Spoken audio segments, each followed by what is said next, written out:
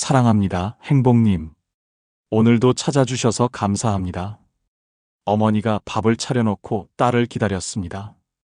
오랜만에 얼굴을 본다 싶어 좋아한다는 반찬도 정성껏 준비했죠. 저녁 7시가 넘도록 딸은 연락도 없이 오지 않았습니다. 결국 8시가 다 돼서야 현관문이 열렸고 딸은 피곤한 얼굴로 들어오더니 식탁을 힐끗 보며 말했습니다. 엄마, 언제 왔어? 누가 이런 거 차려놓으래? 엄마 반찬 지겹다고 했잖아. 그 말에 어머니는 말이 막혔습니다. 내가 뭘 잘못했을까? 그냥 따뜻한 밥 한 끼 먹이고 싶었던 건데. 하지만 딸은 그 마음을 들여다보려 하지 않았습니다. 피곤하다는 말만 남긴 채 방으로 들어가 문을 닫아버렸습니다. 그 문소리, 그게 어머니의 가슴까지 쾅 하고 닫아버린 것 같았습니다. 살다 보면요, 가장 사랑하는 사람에게 가장 깊은 상처를 받게 됩니다. 자식의 말 한마디에 가슴이 내려앉고 그 눈빛 하나에 존재가 작아지는 기분이 들기도 하죠. 내가 얘한테 이렇게 무시당할 사람이었나? 그런 생각이 마음을 뒤흔들 때 우리는 참기도 하고 화도 내고 그러다 스스로를 탓하기도 합니다. 그런데 여러분, 더는 참지 마세요. 사랑이 존중을 잃는 순간 그건 사랑이 아니라 종속이 됩니다. 오늘 영상에서는요, 부모를 무시하는 자식의 말 앞에서 우리가 절대 하지 말아야 할 말, 그리고 반드시 해야 할 말을 알려드리겠습니다. 특히 도움을 주었는데도 돌아온 건 원망뿐인 상황. 그때 필요한 단호한 한마디, 그리고 관계를 망치지 않으면서 자식을 멈춰 세우는 방법까지 하나하나 깊이 풀어드릴게요. 이제 자식의 태도를 바꿀 시간입니다. 지금부터 그녀의 일상 속에서 우리가 어떻게 존중을 되찾을 수 있는지를 하나하나 풀어보겠습니다. 오늘 주제가 마음에 드신다면 구독과 좋아요 눌러주세요. 여러분의 마음을 안아주는 좋은 컨텐츠로 보답하겠습니다. 어머니는 식탁 위에 식은 반찬을 바라보며 한참을 움직이지 못했습니다. 젓가락 하나 들 힘이 나지 않았습니다. 내가 뭘 잘못했을까? 이런 말 들으려고 내가 밥을 차린 건 아닌데. 그 마음이 가슴 안에서 계속 웅웅 울렸습니다. 그리고 문득 그 말이 목 끝까지 올라왔습니다. 내가 너를 어떻게 키웠는데. 넌 어떻게 엄마한테 그럴 수가 있니? 말하고 싶었습니다. 억울하니까요. 지금껏 해온 노력이 자식의 말 한마디에 무너져 버리는 것 같았으니까요. 그런데 어머니는 그 말을 삼켰습니다. 그 순간 스스로도 알았기 때문입니다. 이 말은 자식을 바꾸지 못한다는 걸요.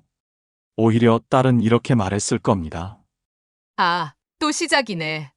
엄마는 왜 맨날 감정적으로 굴어? 그럼 앞으로 안 먹을게요. 됐죠?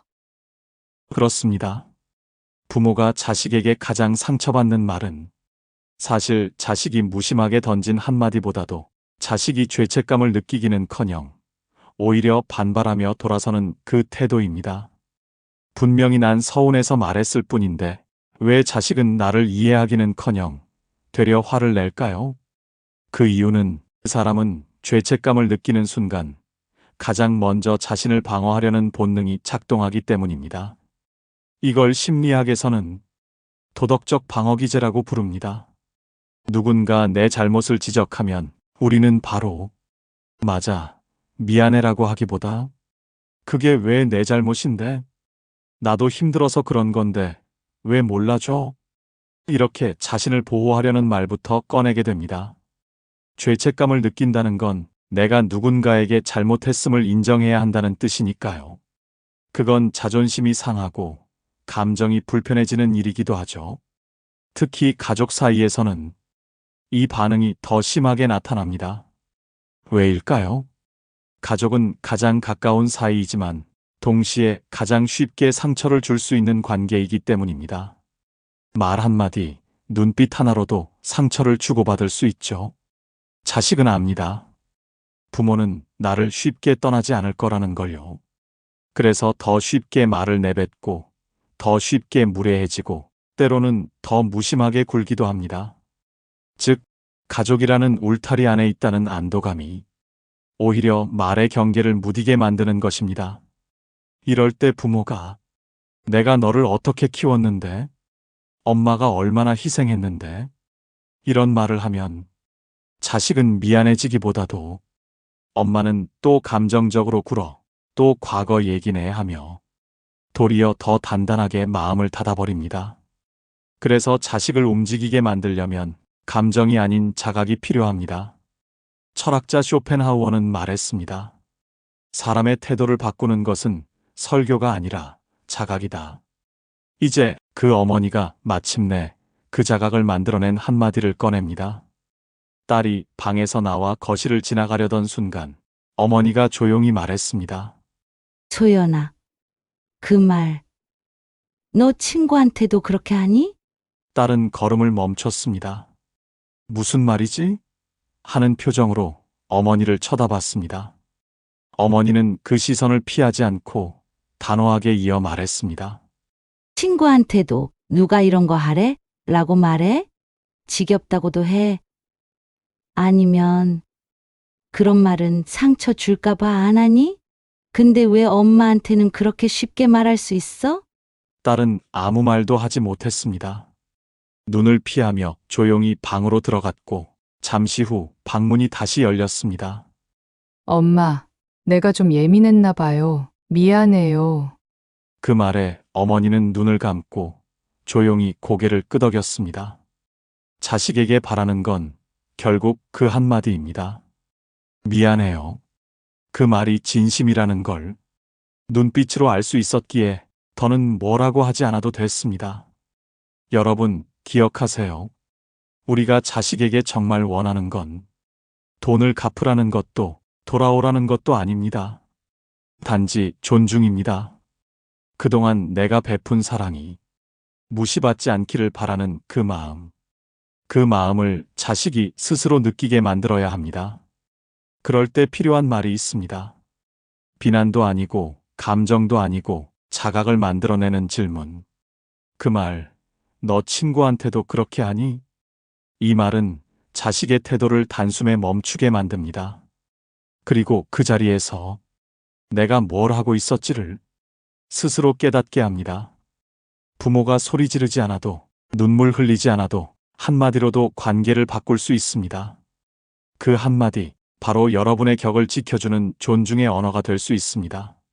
민석이는 어릴 때부터 듬직하고 믿음직한 아들이었습니다. 말수는 적었지만 책임감 있었고 아버지 없이 자라야 했던 여동생에게도 늘 든든한 오빠가 되어 주었죠. 어머니는 그런 민석이를 누구보다 자랑스러워했습니다. 남편 없이 혼자 두 남매를 키우며 어머니는 평생을 일터에서 보냈습니다.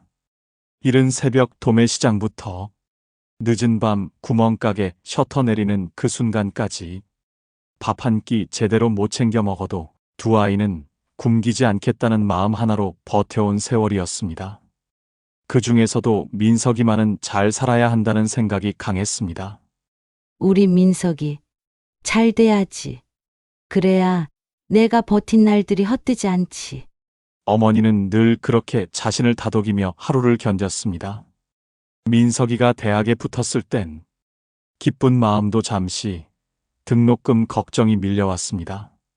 어머니는 그때부터 도매시장 새벽 알바까지 시작했습니다.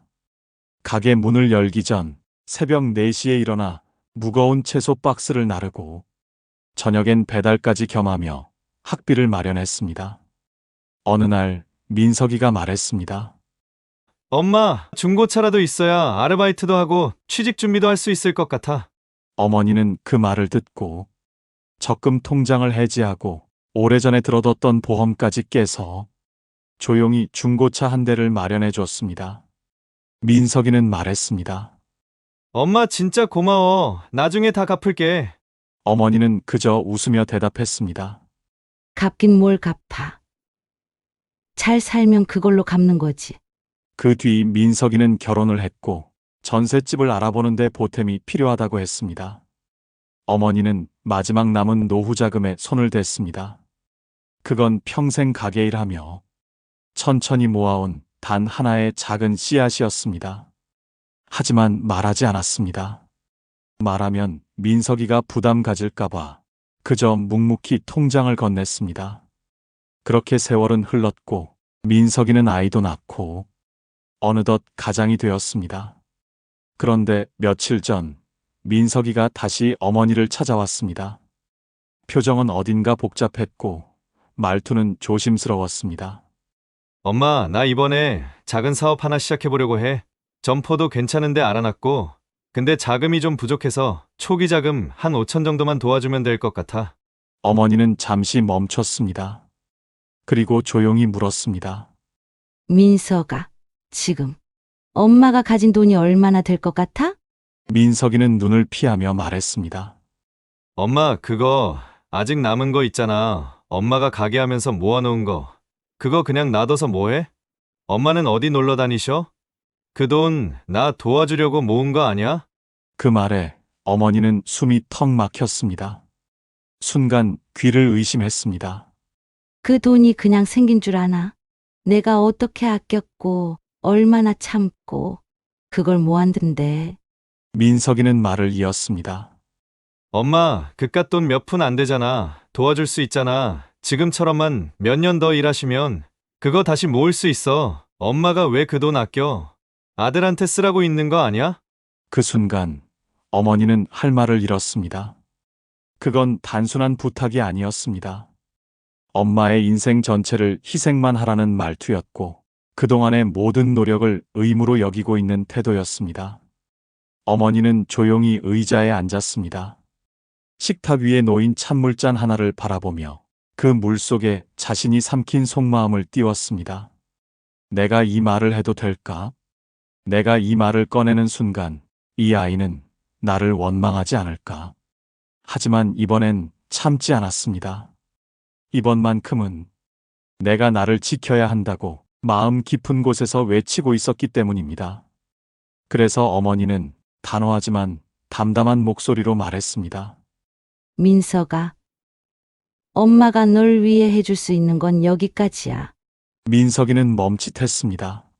결혼은 내가 선택한 길이고 그 무게는 이제 내가 지고 가야 해. 엄마 인생은 누구를 위해 끝까지 희생하라고 있는 게 아니야. 민석이는 당황한 표정으로 되물었습니다. 엄마, 나한테는 안 그럴 줄 알았는데. 그 말에 어머니는 조용히 고개를 끄덕이며 마지막 말을 남겼습니다. 그래. 엄마도 그렇게 생각했어. 하지만 이제는 알겠어. 내가 너한테 너무 많이 내어줬다는 걸. 여러분, 이 순간 어머니가 꺼낸 이 한마디는 자식을 버리는 말이 아닙니다. 자식의 무책임을 멈추게 만드는 성장을 요구하는 한 문장입니다. 심리학에서는 자식이 부모의 희생을 당연하게 여기는 태도를 권리의식이라 부릅니다.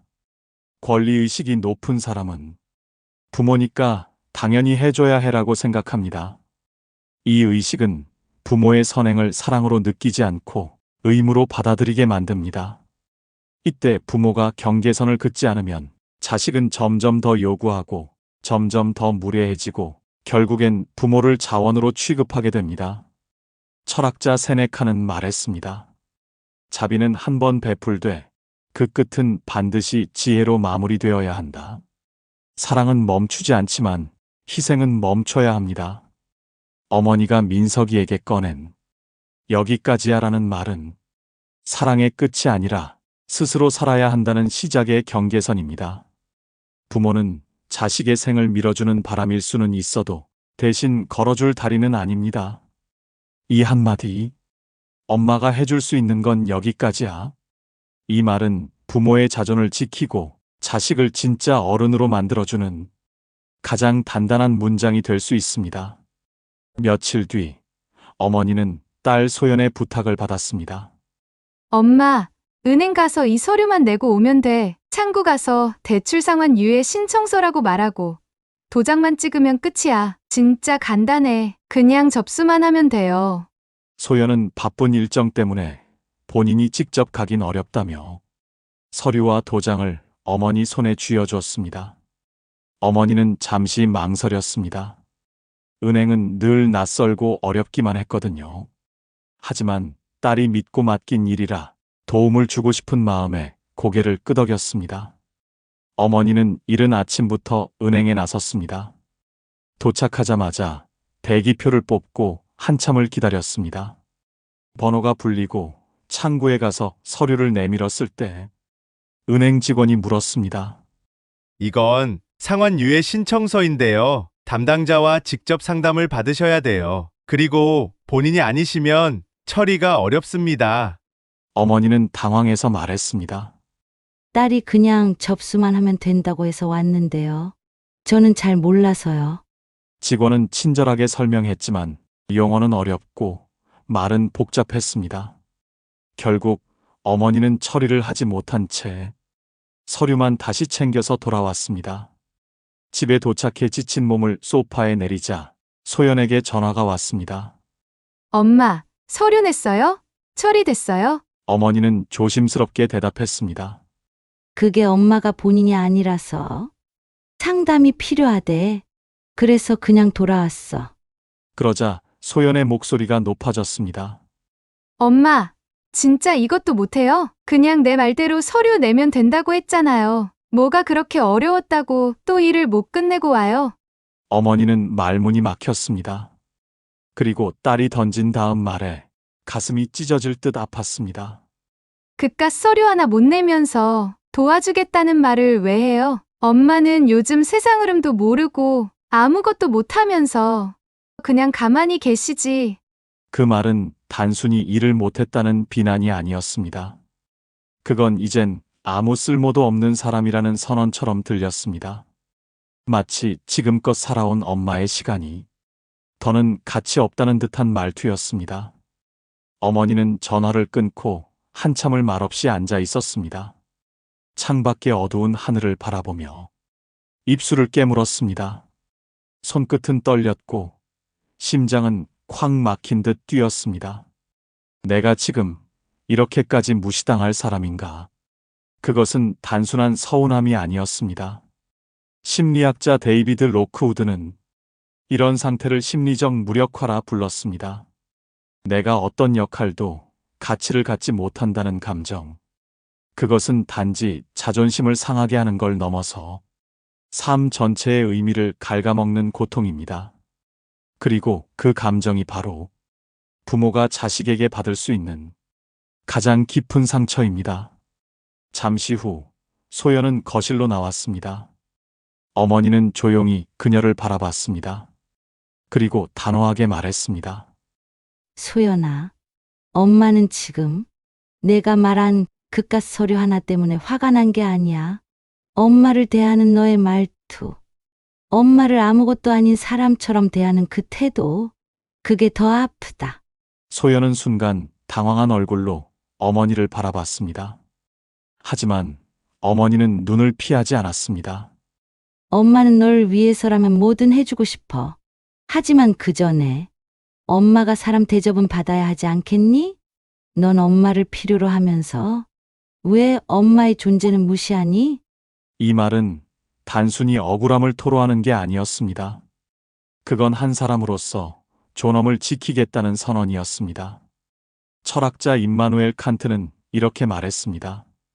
인간은 결코 수단이 되어서는 안 되며 언제나 목적 그 자체로 존중받아야 한다. 부모도 예외가 아닙니다. 사랑을 주는 존재이기 전에 존중받아야 할 인간 그 자체입니다. 소연은 아무 말도 하지 못했습니다. 그날 밤 소연은 어머니 방 앞에 서서 말했습니다. 엄마 미안해요. 엄마 말이 맞아요. 제가 너무 함부로 말했네요. 진짜 죄송해요. 어머니는 그 말에 조용히 고개를 끄덕였습니다.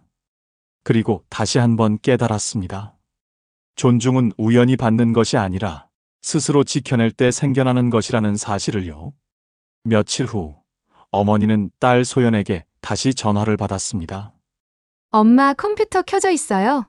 내가 지금 말하는 대로만 따라하면 돼요. 진짜 쉬워요. 클릭 몇 번만 하면 된다고요.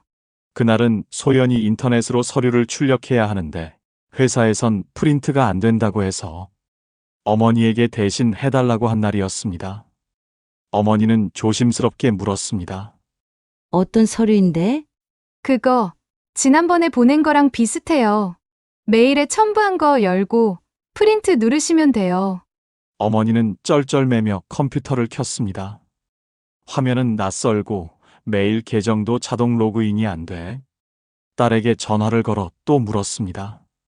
그때 딸이 짜증 섞인 말투로 말했습니다.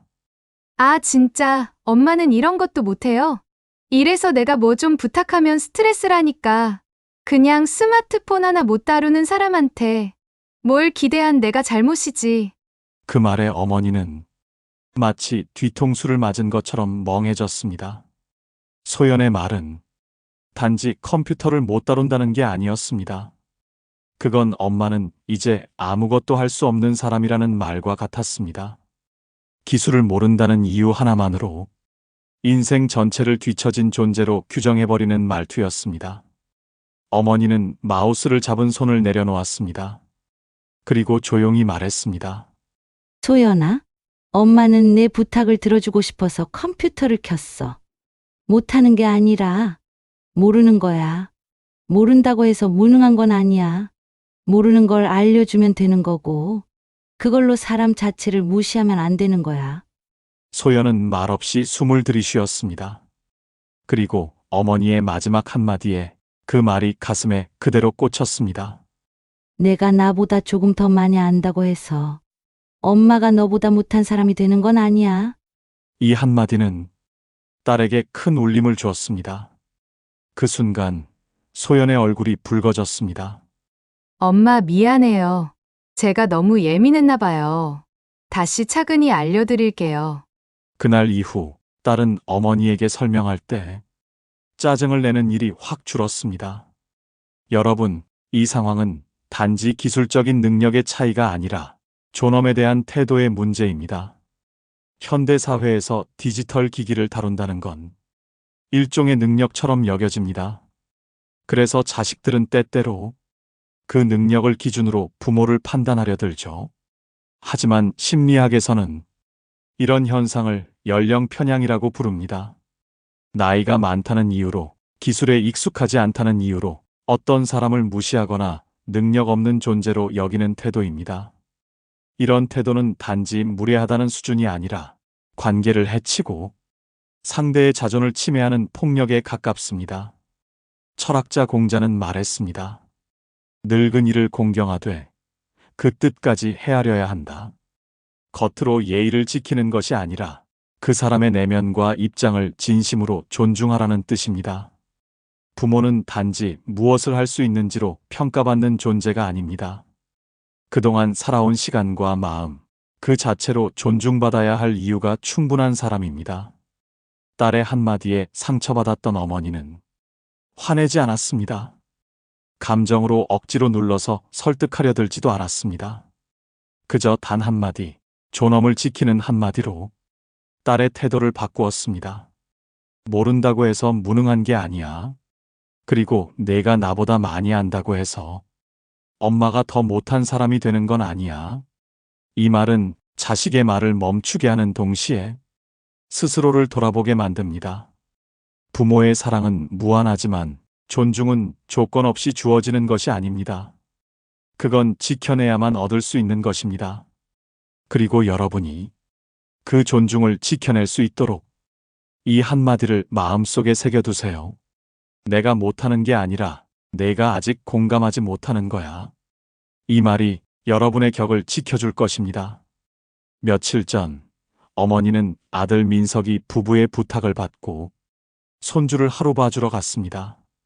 며느리가 갑자기 일이 생겨서 그날 하루만 봐달라고 했던 거죠.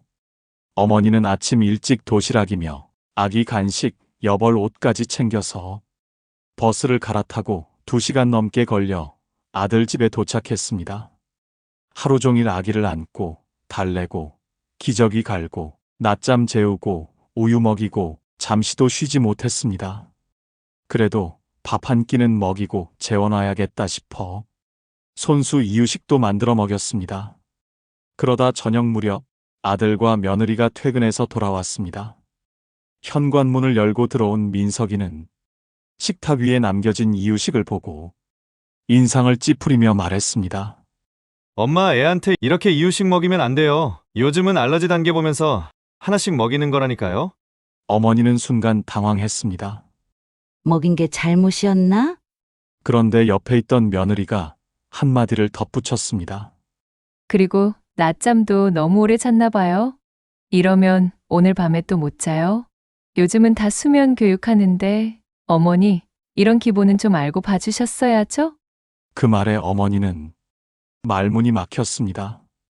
아침부터 우유 데우고 기저귀 갈고 애 안아서 재우느라 밥 한 숟가락도 못 먹었는데 그게 돌아오는 말이니? 주방에 있던 식탁 위엔 다 식은 자신의 도시락이 덩그러니 놓여 있었습니다. 어머니는 그 도시락을 한참 바라보다 말없이 가방을 들었습니다. 민석이가 그제야 눈치채고 물었습니다. 엄마, 어디 가세요? 그때 어머니는 조용히 하지만 단호하게 말했습니다. 그래. 엄마가 모자랐나 보다. 그럼 이제 너희가 직접 해보려.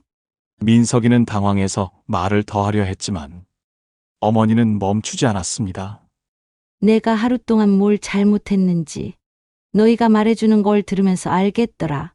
그러니까 이젠 그 잘 알고 있다는 방식대로 너희 손으로 해봐야지. 엄마는 도와줄 수는 있어도 비난받으면서까지 할 순 없어.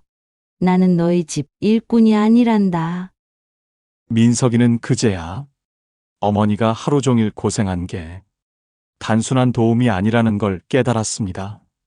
여러분, 부모가 자식에게 가장 서러운 순간은 도와줬는데 돌아온 게 고마움이 아니라 질책일 때입니다. 심리학에서는 이것을 인지적 박탈감이라고 합니다. 상대의 노력을 부족함으로 평가받는 순간 사람은 자기 존재 자체가 부정당하는 느낌을 받습니다. 특히 가족 사이에서 이 일이 벌어지면 그 상처는 더 깊게 남습니다. 왜냐하면 가족은 나를 가장 알아주는 사람이라는 믿음이 있기 때문이죠. 철학자 루소는 말했습니다. 존중이 없는 사랑은 결국 지배로 변질된다. 자식이 부모의 헌신을 당연시하고 그 방식이 마음에 들지 않는다고 무시하는 순간 그건 사랑이 아니라 관계의 불균형이 됩니다. 이럴 땐 반드시 그럼 이제 너희가 직접 해보렴. 이 한마디를 해야 합니다. 이 말은 단순한 거절이 아닙니다. 자식에게 부모가 해온 노고의 가치를 스스로 깨닫게 만드는 말입니다. 단호하지만 감정이 실리지 않은 이 한마디가 자식의 행동을 멈추고 부모의 존재를 다시 생각하게 만듭니다. 부모는 무조건 퍼주는 존재가 아닙니다. 말없이 헌신하는 사람이라도 비난받을 이유는 없습니다. 그럼 이제 너희가 직접 해보렴. 이 말은 스스로를 지키는 사람만이 진짜 사랑을 줄 수 있다는 사실을 깨닫게 해줍니다. 이따금 거울 앞에 서면 문득 이런 생각이 들 때가 있습니다. 나 정말 잘 살아온 걸까? 하지만 생각해보면 누군가를 위해 밥을 차리고 익숙하지 않은 일에도 용기 내어 나서고 잠 못 이루는 밤에도 묵묵히 참아온 그 시간들, 그 모든 순간이 결코 헛되지 않았다는 걸 우리는 알고 있습니다. 어쩌면 사랑은 늘 조용한 얼굴을 하고 우리 안에 머물렀는지도 모릅니다. 드러내지 않아도 고맙다는 말을 듣지 않아도 그저 있는 그대로 누군가의 하루가 되어주는 것, 그게 우리가 해온 삶이었습니다. 그동안 정말 고생 많으셨습니다. 참아내고 버텨내고 사랑이라는 이름으로 스스로를 얼마나 많이 내어주셨는지 우리는 잘 알고 있습니다. 이제는요, 누군가를 위한 하루가 아니라 나를 위한 하루를 살아도 괜찮습니다. 나를 존중하고 내 마음을 먼저 들여다보고 내가 나를 지켜주는 삶, 그것이야말로 세상에서 가장 아름답고 단단한 인생입니다. 부디 여러분의 마음이 너무 오래 아프지 않기를 바랍니다. 너무 오랫동안 참고만 있지 않기를 바랍니다. 그리고 무엇보다 여러분 스스로를 더 많이, 더 따뜻하게 안아주시기를 바랍니다. 오늘 영상을 보며 여러분은 어떤 생각이 드셨나요? 여러분의 경험과 생각을 댓글로 나눠주세요. 여러분의 이야기가 누군가에게 큰 위로와 깨달음이 될 것입니다. 오늘 영상이 도움이 되셨다면 소중한 분들께 공유해 주시고 구독과 좋아요로 저를 응원해 주세요. 여러분과의 소중한 연결이 저에게 큰 힘이 됩니다. 오늘도 여러분의 행복을 빕니다. 이상으로 행복 주문서였습니다.